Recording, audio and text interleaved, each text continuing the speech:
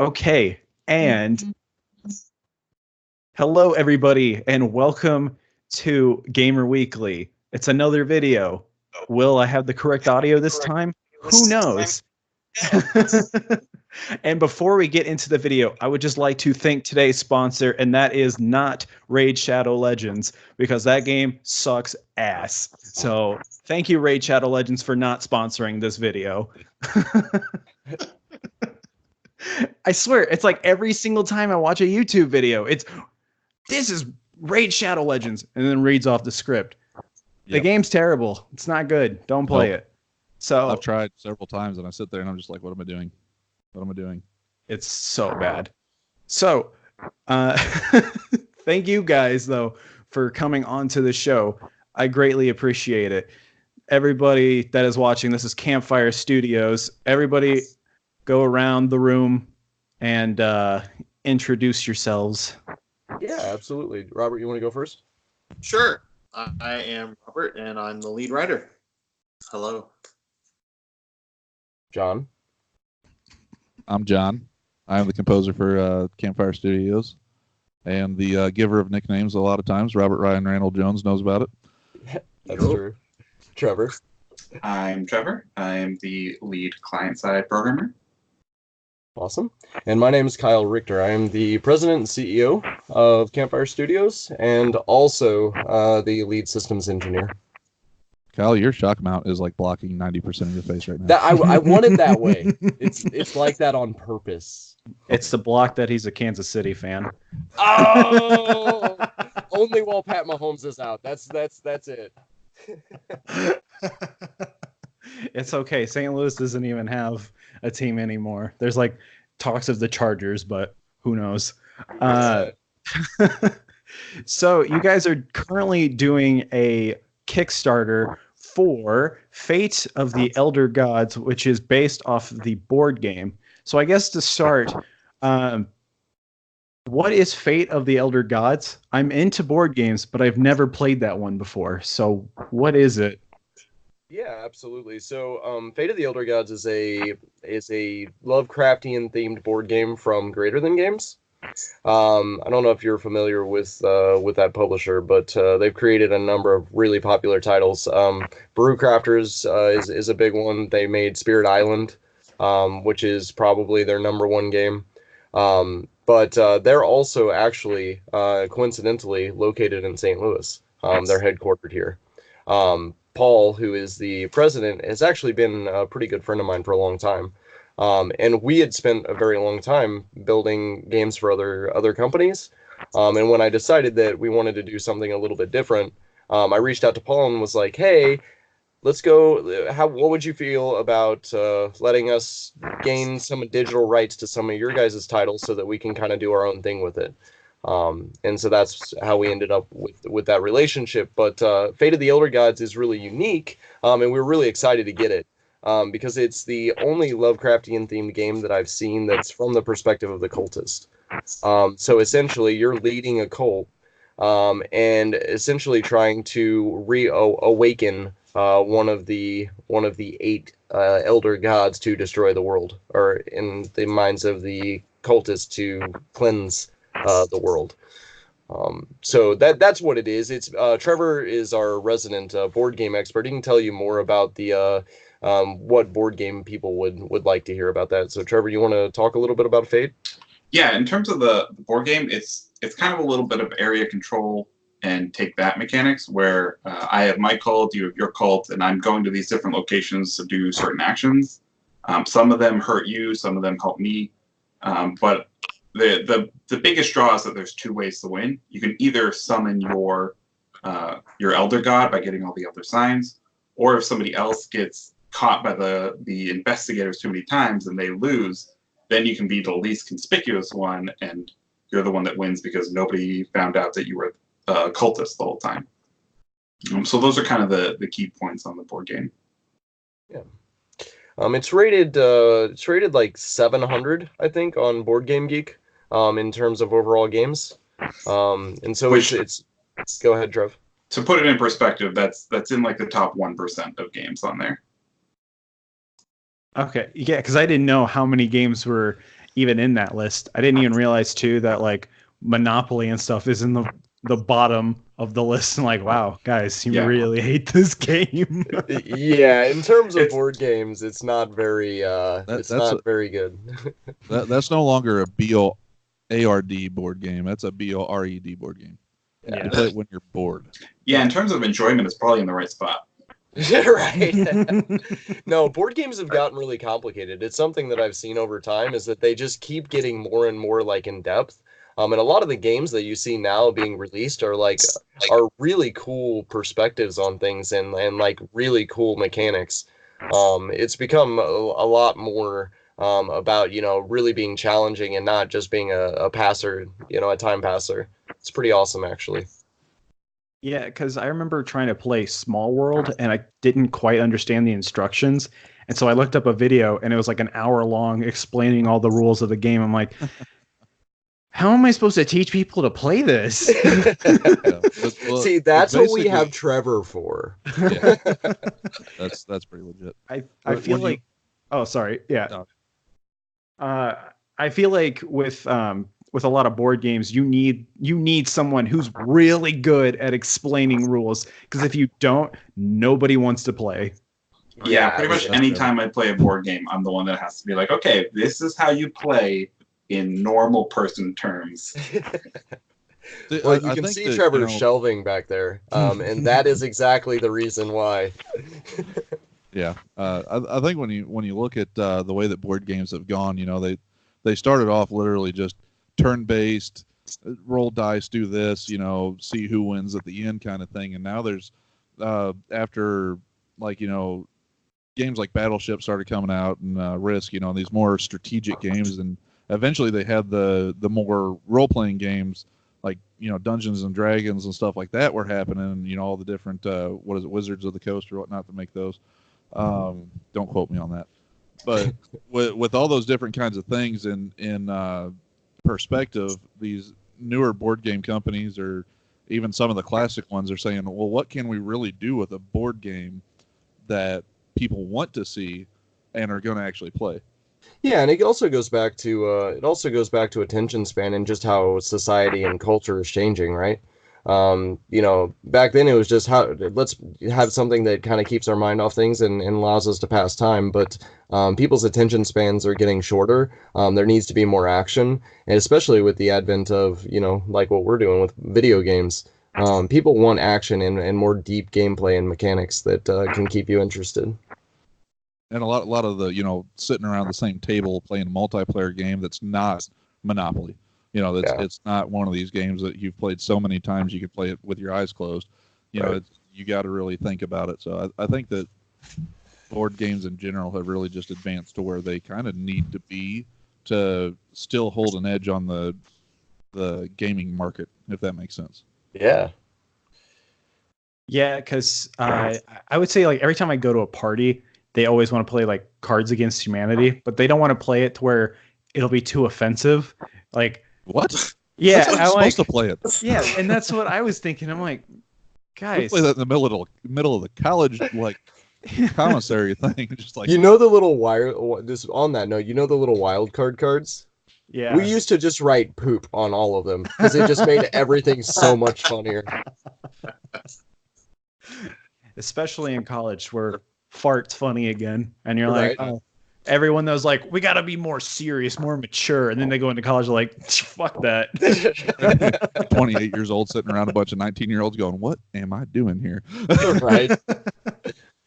Like that's how I feel here, you know, with my girlfriend going to college. Like she'll invite me to some parties and stuff, and I'm like, I feel too old to be here. They're only a few years younger than me, but somehow I feel like there's a 20-year gap or something. Like the maturity levels. Yeah, Definitely understand that. Yeah, Just right. ask them all to play Monopoly with you.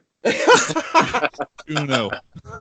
the strangest one that I was at was they were having a video game party and they were all playing fighting games and they were all using arcade sticks. And I'm like, I've never met anyone really around the area that plays games. And I see this and I'm like, where has this been? This is incredible. I don't have a fight stick, but that's cool. Everyone's good at fighting games and they're whooping my ass. This is nice to see. Right. Except for getting my ass whooped. That sucks. But to be fair, they were playing That's the fighting why you games that bring I'm out not your good at. copy of Ultimate Mortal Kombat 3 and show them what a real fighting game is. They all played like 2D fighting games, and then I was more like I like playing Tekken, and then we never played Tekken. So I was like, okay, cool. I'll just forget that I even said that I played Tekken. But yeah, they were able to show me like games I never played, like Samurai Showdown. I was like, this is a cool game. I'm terrible at it, but it is cool. Absolutely. So what like attracted you guys to go to Fate of the Elder Gods? Because I mean, there are so many board games out there. Like, why did you want to make a video game version of this one? Well, so we've done several board games in the past, or we've been working on several board games in the past. We did Viva Java, which is another Greater Than Games title, but we were looking for something with a little bit more depth, right? And a lot of board games, like, so the Lovecraftian mythos is so unique. In that it's very deep. There's a lot of canon. There's a lot of things that are kind of unknown or unexplored. And the whole fact that Fate of the Elder Gods is from the perspective of the cultist is a really unique take on an environment, on a horror environment where it's always the investigator. So, Robert, why don't you talk about that a little bit? Actually, I know you've got a lot of passion around a lot of this.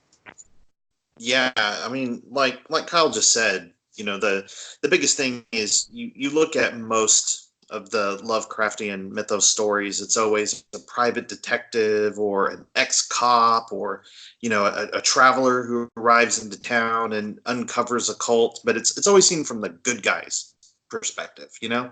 And even some of the later stories from some of the later video games where they're not necessarily really the good guys, but there's still somebody that you root for. They're not the enemy in the game. You know, the obvious enemy is the cultists and the groups that are working towards, you know, this subversion of natural order.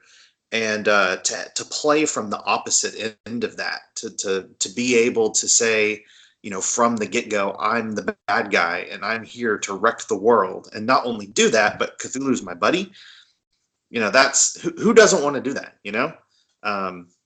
It's something new, it's something unique, and it's just an all-around great idea. Yeah, definitely. Oh, sorry. Yeah, you go. Oh, I was just saying I agreed with it. I mean, I could go on about, you know, how many Kyle can attest to this. I have been playing video games for a long time, right? I mean, I think some of our first conversations between me and Kyle were about Final Fantasy 7 or 8 or you know, whatever other video game there was. And a lot of the things that we enjoyed about them, that there was stories to them that were unique amongst what else was out there at the time, right? And now the Final Fantasy games have kind of become wishy-washy with that. You know, they're just like, they're there. They're still fun to play, but I mean, the story is just meh. So I think having somebody like Robert, especially on the team that both knows Lovecraftian mythos well and also is a passionate writer about the subject matter, plus having this unique spin on a story where you're playing as a bad guy. I mean, I don't know any game that you play as a bad guy outside of like comical ones, right? Like Grand Theft Auto or something. You obviously play as a bad guy in that, but I mean, it's just funny. You're laughing at it the whole time. So I think something that where we're bringing in that real big epic story and putting it in just a different perspective than what other people are doing is going to make this game really stand apart. Yeah, and that's important to mention. Actually, it's a good thing you called that out, John, because one of the things that made me decide that we wanted to make our own titles was the fact that almost every game these days feels the same. You know, they're all so similar. They're all just trying to ride on the coattails of Call of Duty or these successful games that they know are going to work. And that they've, you know, you see all of these new games released and they're all the exact same thing. And for some reason, a lot of those titles have gotten away from that story-driven content, and they're not really worried about about the depth. They're worried about action and the like little features that you can do in the game. Whereas what we want to really do with Fate is create an immersive, story-driven world, open world where you can explore and just really feel like you are the cultist. Which is something that I think is unique to what everybody else is doing right now. It's while we're trying to make a great game, it's also kind of a statement, to the rest of the industry. Like, what happened to creativity? What happened to doing something that really pushes the envelope and tries to create a unique and enjoyable experience for the players? Because I feel like the players have been lost in a lot of the focus in the industry right now. Yeah, right. And and I think the culture that we're in right now, I think, really has made a switch from hero worshiping to almost just really being behind the bad guys now. Darth Vader has always been, a beloved character. I have kids that love Darth Vader. They know who he is and they talk about him and everything, but they don't understand yet, because they're really young, that he's a bad guy. But they like him. And you look at, movies that have come out recently, TV shows, you can just, just rattle them off. They all kind of have this sense that, you have either like really dark heroes, or the bad guys are almost the, main characters, the main point of the Ledger and the as Joker, right? Yeah, the new Joker. I mean, there's you could just go off a list now, and to tie that aspect into such a unique mythos where you can actually live in it and explore in it, and then you get to build your own cult. You get to recruit cultists. You get to interact with the world as that bad guy. It's not like you're just marching into town and blowing everything up. You're sneaking through the shadows, you're convincing people, or really not convincing, you're just enticing them. You're kind of pushing them over the edge into madness with you. It's a really unique spin, and I really think people, are really going to resonate with it. So is the game more of like a one-for-one remake of the actual board game, or is the board game more of like the backdrop of it, kind of like how like Warhammer is, where I don't know if there's any of them that actually have where you can play the game itself, but like most of the video games are they pull from the mythos of Warhammer and then go from there. So is it more like on that spectrum, or is there kind of like a in between on that? It's a little bit of in between. So there is a lot of that. The mythos is really deep, so it allows us to do some really cool things. But many of the mechanics in the game, when we're looking at, okay, what do we want to allow players to do? What kinds of things should the player be doing? We often harken back to the board game, right? What did you do in the board game? In a video game, it's a little bit different. There are plenty of companies out there that are taking board games and putting them behind a screen, right? And that's not what I don't think that gives the mythos or this game specifically enough credit. Yeah, no, was absolutely. The thought. Yeah, the original thought was definitely to just put it behind a screen and make some immersion adjustments. But as we got into it and we started talking about it more, it was like, man, there's so much here, right? There's so much we can do with this, and it just doesn't feel like it's giving it justice to just do that. So while a lot of the mechanics, the things that you do in the game, are harken back to the board game, right? Things like raids, right, which are really important in the board game. Investigators raiding your lodge. Things like managing your cultists, and delegating them to specific locations to gain intel, or specific types of items, or things like that. All of these things are things that you do in the board game. We've just, because we're in a video game setting, right? You have to have things that you're like actively doing. And so we've just expanded on those things. So the core of the video game is largely what the board game would be if you were a cultist in that world. Right. So instead of taking the game and just putting it behind a screen, we're putting you in the game. Right. We're just picking you up out of your chair and setting you right down in the driver's seat, so to say. So instead of sitting there going, "Oh, I want to move my piece from here to here," you're saying, "Oh, I got to go tell that guy to go over here." Yeah. Right? And Trevor can actually talk a lot about this too. So I think Trevor's one of the major members of the team who is largely that guy that's like, all right, so how does this tie back to the board game, right? And we have I can't even remember how many conversations we've had around that topic. So Trevor, do you want to talk about that a little? Yeah. So there's a couple like key points in the board game that we're trying to carry through, and then there's some that just wouldn't really work all that well in the video game.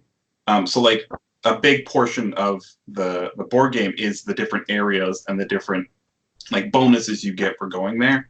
And so we're keeping those kind of areas and their bonuses intact in the video game, but translating the bonuses over into something that you can actively work towards and gain and that kind of stuff. So there's the inspiration in there as well as like the core parts of it, but we've taken it and broadened it a lot more. So basically, the game has a lot of decision making that you can do. Where I guess if you want to be like kind of good, you can, and you can be really bad if you want. I guess it really depends on perspective there. I think it would be more like I haven't committed as much crime as some others, and I've committed a lot more than others. I wouldn't really say that you're ever kind of good. You're trying to destroy the world. Yeah, so there are all kinds of different ways you can play the game, right? And we've had, in fact, this is probably the biggest topic of conversation in the team is how do we make it so that, you know, those really deep strategic players can play the game while these really action-based players can really play the game too and receive as much enjoyment from it. And so there are so many different aspects to it, right? Like, I can decide that I wanna go actively attack people, right, or actively convert people, and so I'm individually running around and like recruiting additional cultists and really playing an on-hands role in the game. But then there's also the side where I want to just send my minions to go do these things, right? I want to go gather intel and find out the location of these other cults so that I can like ambush them or at the right moment. And then there's also the side where, you know, you're just gathering your arsenal, right? You're sending cultists to go find resources and gathering items and getting ready to that judgment for that judgment day when, you know, you all hell breaks loose because you've got this massive stockpile of things and you're raining down spells on the entire world and summoning Cthulhu to destroy everything. Right. So there are a ton of different ways that you can play that game, and it's actually a major motivator for us, making sure that that's the case. I don't know how many games where I buy it because it looks sweet, and I get in there, I'm just like, yeah, but this doesn't really support any kind of gameplay that I want to do. Right.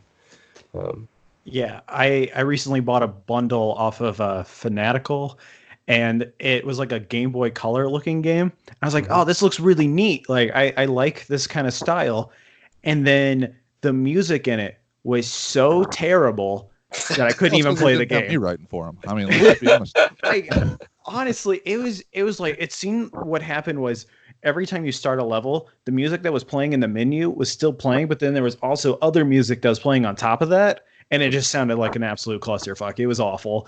Actually, do you have the ability to play some music on the video? I mean, I could potentially edit music into the video if you want. I think you should definitely show some of the stuff that's going to be in the game. The music is super sweet. Seriously, John has done a phenomenal job. You want to? I was about to say, whatever copyright things we have to go through. I mean, I can put it somewhere in, or at least if anything, I can put a link to the music. Yeah. And yeah, there we go. The way that I kind of like, I did the music for Viva Java on a free basis, right? I said it was almost like a what would you call it, like an audition of sorts, but at the same time I was like, I want to get my stuff out there. I want to start building a portfolio and everything. And I've known Kyle since, I don't know, we were like 12 or 13 or something like that, you know, so a good better half of my life.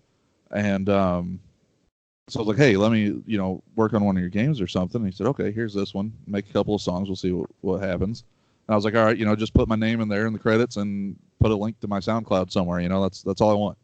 And we decided that it worked out pretty good. And so we're doing Fate of the Elder Gods. I'm doing a much more in-depth focus on the music. Instead of just kind of throwing some chords together that you expect to hear, I'm throwing a lot of stuff in there that hopefully you don't expect. If you do, you might want to get checked out by a psychiatrist. But it's one of those things where I'm really trying to drive the immersion of being an insane cult leader into your head auditorially while you're seeing everything happening, visually. And I'm taking a lot of influence from Akira Yamaoka from Silent Hill series, Nobuo Uematsu from the Final Fantasy and several other series, and even places like Opeth, heavy metal band from Sweden. A lot of my desire to play music for a long time was based on I want to write amazing metal music. And then I realized that I could just write some really cool other stuff too. So I'm taking a lot of the influences and knowledge that I have from other places and just throwing it all into this game, and pouring my heart and soul into it, so to say, to make it just really creepy. And the only thing, am I getting paid? Yes, obviously. That's kind of how things work. But I'm not worried if somebody takes one of my songs and says they want to, showcase it in this thing, as long as the credit goes to the right places, like the game, Campfire Studios, me, whatever, that's okay. So Yeah, so and something on that on the topic of music. So John puts a lot of effort into making sure that most music follows a very traditional flow, right? You have a soft build up, you hit a climax, and then it kind of brings you back down, right? You will never feel like you are satisfied by the end of these songs. You will always feel on edge, and like something is just wrong or off, and it really does get you in that environment where it something just feels like you're going insane, right? It's really, John's done a really phenomenal job with this. It's like the audio version of like Junji Ito or something, or the guy that does the music for Hereditary. He has music that is very similar to that, where it's like it's beautiful, but it's also like really unsettling as well. Like I remember watching Hereditary and like, this music is so cool, but also like, what the fuck am I listening to right now? Right. There's a lot of techniques that you kind of borrow from when looking at any kind of composing for film or video game. You can look back at John Williams with like the Superman and Star Wars, stuff like that. I believe he's the one that did those. Yeah, again, don't quote me on that. I know a lot of stuff, but it all gets jumbled up in here. But taking influence from all these different places and taking these ideas and saying, what can I do to that's not only reminiscent of it in a way that people will go, oh, that's kind of familiar with this feeling, but then taking that and saying, I don't know what just happened, I don't want to be here anymore. Yeah. So like one of the songs that I did for the I believe it was for the library scene that we have, I wanted to make it sound really simple and where you kind of want to relax to it, but then I just put like a lot of really kind of random chromatic runs and stuff like that in there that just really set off everything else, and they don't go anywhere. They just end, and you're like, wait, why did this not resolve the way that I expect music to resolve? I've been listening to this stuff my whole life. What's happening here? And so that's really, just kind of taking the rules of music that I have learned and saying, I don't want to do that anymore. Just breaking them. Yeah. So. But the really cool thing is there are a lot of really epic moments, right? In a lot of these things, and then they're kind of pushed off by these discordant pieces. So there will be certain times where you're like, man, this is really kind of what you were describing, Justin, where you're like, oh man, this just is really kind of cool, but wait, what? And so that's what it's all about, right? So at Campfire, we're all about story and immersion, right? And the closer we can get you to feeling like you're there, is really our aim, right? More than anything else, so more than mechanics, even though mechanics are important, more than action and all of that stuff. It's really like, all right, what is unique about this game? And the thing that's unique about this game is that you get to see basically as the enlightened one of your elder gods, right? You get to see from the perspective of that enlightened one, and really driving that feeling in there, making you feel like you're there, is the most important thing that we could do with this, I think. So we put a lot of effort into it. So I guess the final question.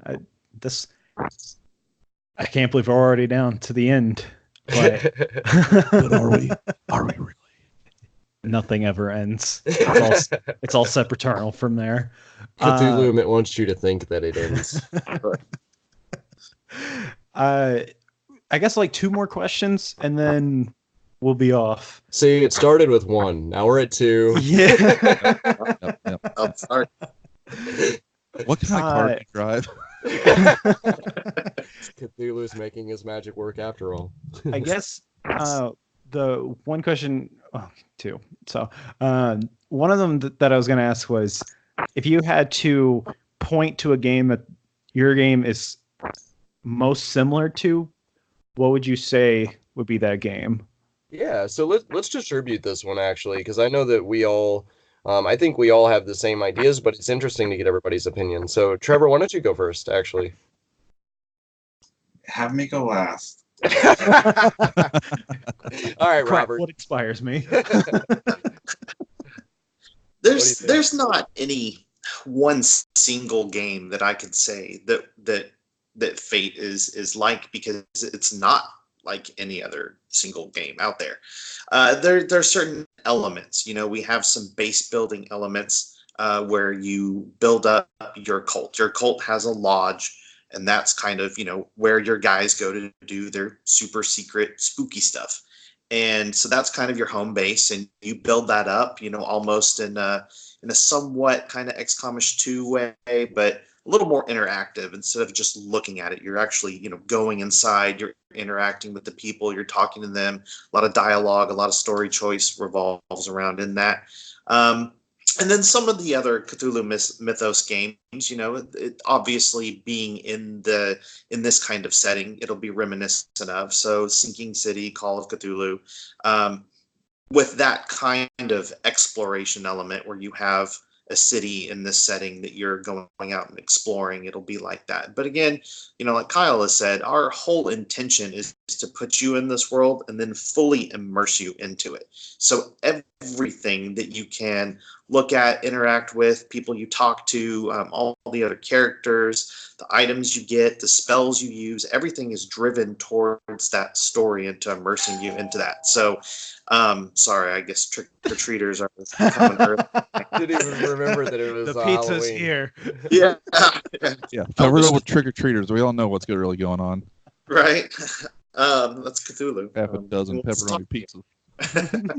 See, we all want you to think that wasn't planned, but Right. But yeah, See, Trevor so recorded all this already, and we're just playing it for you right now. He's actually at Robert's house. I almost thought it was like on my end, but I was like, I don't have a doorbell. And then I was like, wait. right. So it's hard to point out a specific game, but there are lots of elements that are recognizable and that people have played or, had some kind of similar experiences in other games. yeah. Yeah, Yeah, absolutely. So there are a lot of pieces that, so when I think about it, I do reference back to XCOM. We're only very small in small ways similar to XCOM, but you can see similarities there. I think the big thing with us is that it's the whole reason we're doing this is to be unique, right? Is to do something that other companies don't really try to do. One of the biggest ways that I can portray that is through the way that we're doing multiplayer. Multiplayer in Fate of the Elder Gods is in no way like any other game that you've ever played. So while there is one giant persistent world, you are not in the same dimension as every other Harbinger. So one of the biggest problems that I've run across in big multiplayer games, for instance, is that you have like 900 Harbingers running around. Right? Like you are the one, but then there are like 900 other of you running around in that same area, right? The big thing with us is that every player has their own instance, and it's geographically instanced, right? So players will do things, and what you do could affect somebody else's game. If you spawn a beast from beyond, it may open a rift in another player's game. Or maybe there's a super secret item that I found, and other cultists are getting a sixth sense about this being there. And so temporarily you show up in the instances of all of these other players, and now their whole goal, their primary focus is to track you down and get that item from you, right? And so yeah, right. So like most of the time you're not playing in the same quote world as everybody else, but like you are kind of in a way still playing in a multiplayer game, in little skirmishes or in affecting other players' games. And whenever you do something in the world, it persists, right? So if you blow a giant crater in one of the hillsides, it's going to stay there. And this is something that you don't really see in other games. And so while there are things that you can pick out of that, right, that are shown in other games, things like Diablo, right? Diablo has a similar multiplayer experience in some of those ways, but we take all of these things together that are from these different games. Things like Assassin's Creed, Fate of the Elder Gods is a stealth game, right? And we don't have damage. Right, so you're not winning by damaging NPCs or other players. You're winning by outsmarting them, by banishing them, by using crowd control, right? And so you can see all of these different aspects from these other games, Assassin's Creed, XCOM, Diablo 3, but you can't really point to any one of those because our whole goal is to take you out of your comfort zone as part of that immersion piece, right? And create this environment that really makes you feel like, yes, you're getting to play with your other friends. You can invite them to your cult and you can play with them, but it's a different experience from a multiplayer experience than what you've experienced before. Yeah, and not to mention, the way that you play the game, with it being you can choose to hide or you can run out in the open, kind of reminds me a lot of Metal Gear Solid, right? The way that those games play, where if you go out in the open, it's going to be harder for you. You can still technically get to where you need to go and do what you need to do, but if they see you, they're going to be shooting at you, and you have like 12 bullets probably, which in this case, we just have spells or whatnot. But so I think if you're going to look at any other game and compare it to Fate of the Elder Gods, you kind of got to look at a lot of other games, right? You can't just look at one and say, well, it's most like that one, because it's not. We have both, I don't want to say borrowed ideas from other places, but taken ideas and expanded upon them would probably be a better way of looking at it. Yeah, I mean, you see these games, right? Like, there's so many games that try to take the best parts of other games and put them and kind of combine them into a single game. I think a lot of companies really fail with that, right?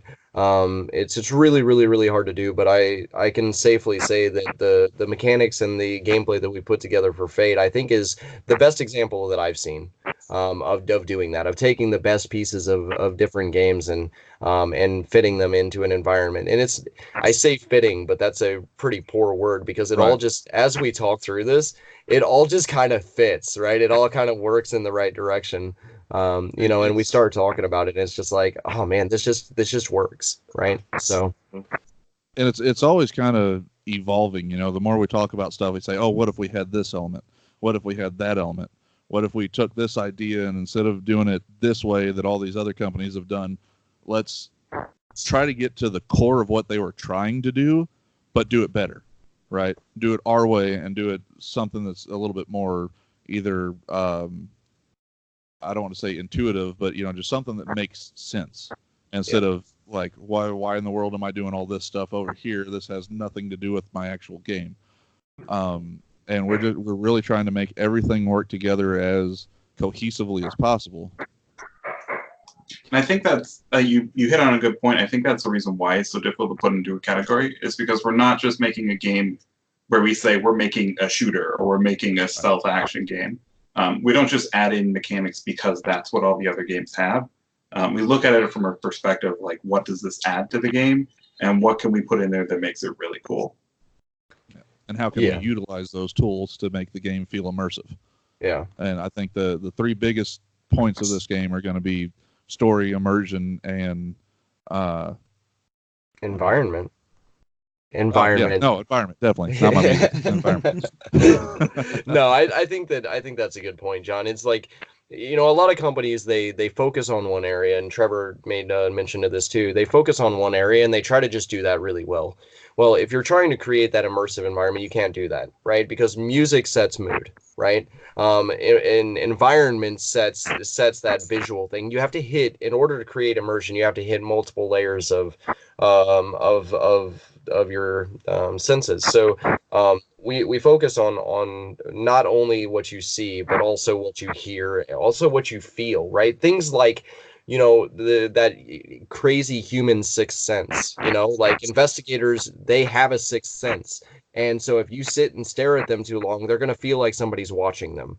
Right. And so now they're going to come like looking around, looking for you. Right. So the whole idea is to create that feeling like I'm really here and this is how things really work. Right.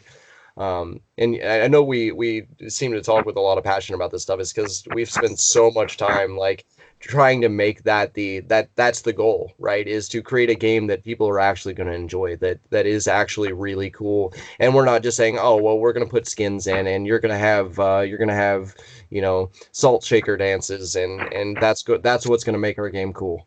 Right. And so that's what it's about. We're not flossing, right?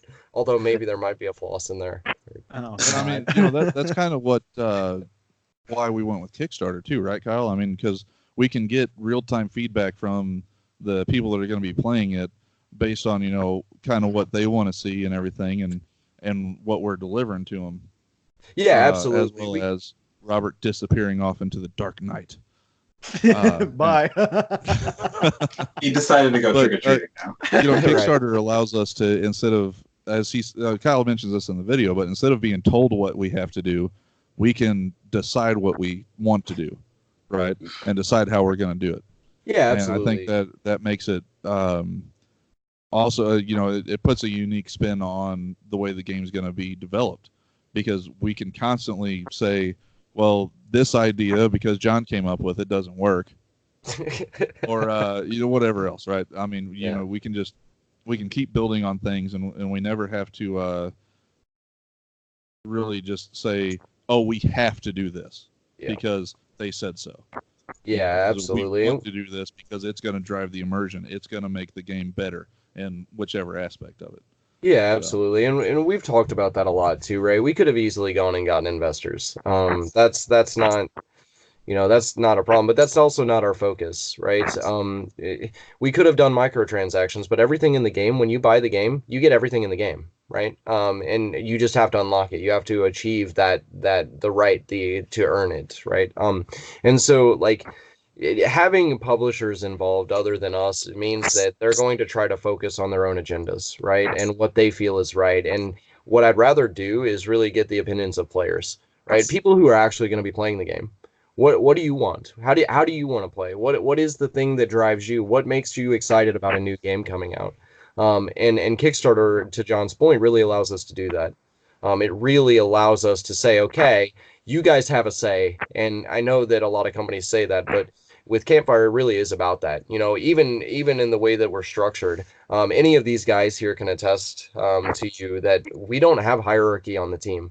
It's not me driving things. It's not Akira, driving how the art is going to be. It's not Trevor driving what the client's going to look like, or Robert driving what the story is going to be. Everything that we do as a team. It's a conversation every single time. Right? It's not. When Trevor sits there being quiet, we force him to talk. Pretty much. Although there have been many conversations about having Trevor's art as the actual art in the game. There's a debate there, but anyway, the whole point is I'm pretty good at MS Paint. He's tried to convert Kira to MS Paint several times. We'll just say that. But no, it's just in the very nature of how we're constructed, right? The way the business is set up, even, is all about that collaboration. And we want to bring players into that too, right? And while a lot of companies will say that they want your help, they want your opinions, they want your ideas, we really do, right? Because at the end of the day, our goal is to create the best game that we possibly can for players, and we want to create a game that not only we will enjoy playing, but everybody else in the world will too. And so that's what it's all about for us. So that was a much bigger response than I was expecting.